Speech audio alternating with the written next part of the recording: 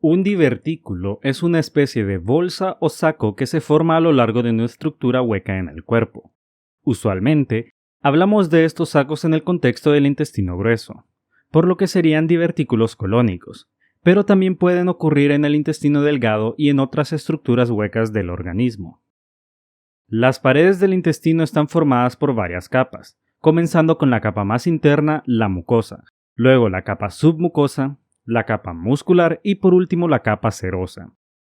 En ocasiones, estos divertículos incluyen a todas las capas del intestino, por lo que son llamados divertículos verdaderos. En cambio, cuando la mucosa y submucosa atraviesan a la capa muscular y quedan solamente cubiertas por la capa serosa, son conocidos como divertículos falsos o pseudodivertículos.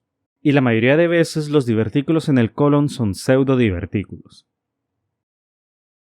Se piensa que la formación de estos es resultado de las altas presiones que literalmente empujan contra las paredes intestinales hasta que se forman estas bolsas.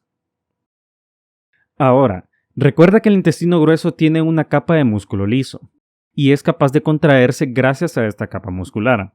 Esto permite diferentes cosas, como mezclar la comida digerida o mover el material fecal al final del camino.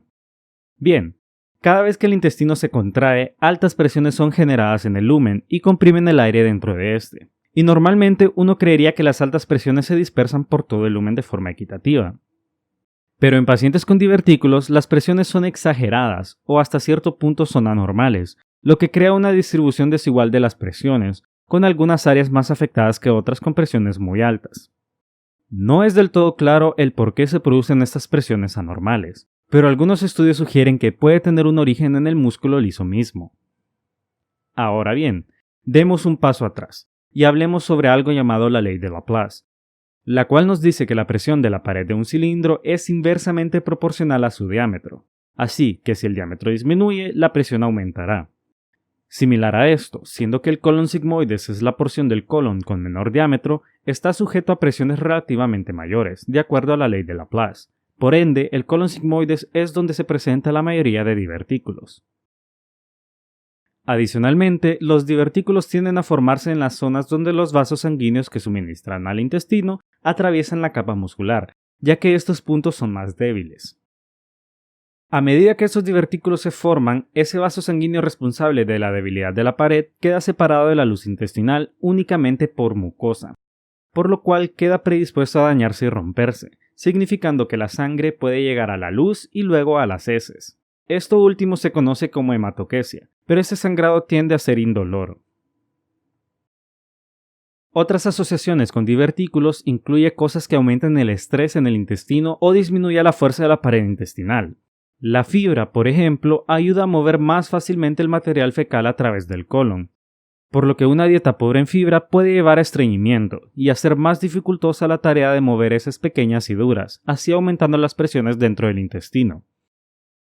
Por esto, se considera una dieta rica en fibra como una medida protectora contra divertículos, y en contraste, una dieta rica en grasas y carnes rojas se asocia a un mayor riesgo de desarrollar divertículos.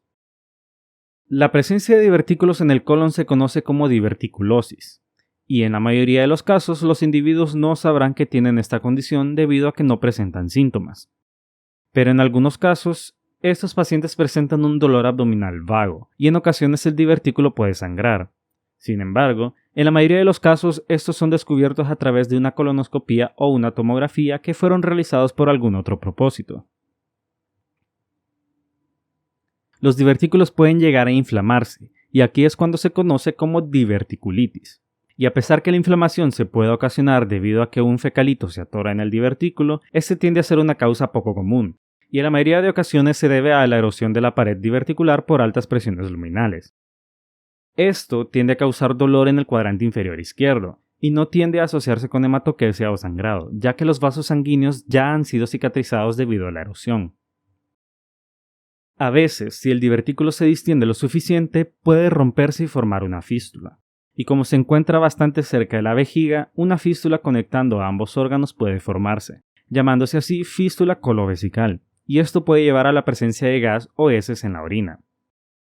Esta perforación también puede resultar en la formación de abscesos o la colección de material purulento o fecaloide en el peritoneo, produciendo una peritonitis. El tratamiento para la diverticulitis tiende a incluir el uso de antibióticos para combatir el crecimiento bacteriano. También se recomienda una dieta alta en fibra una vez los pacientes se hayan recuperado. Y en los casos más severos, el área del colon afectada deberá ser removida quirúrgicamente. Gracias por ver el video. Si te gustó, dale like, y si quieres estar informado sobre más videos, suscríbete a nuestro canal. También puedes seguirnos en nuestras redes sociales, empaparte de información en nuestro sitio web y apoyarnos al donar en nuestro Patreon.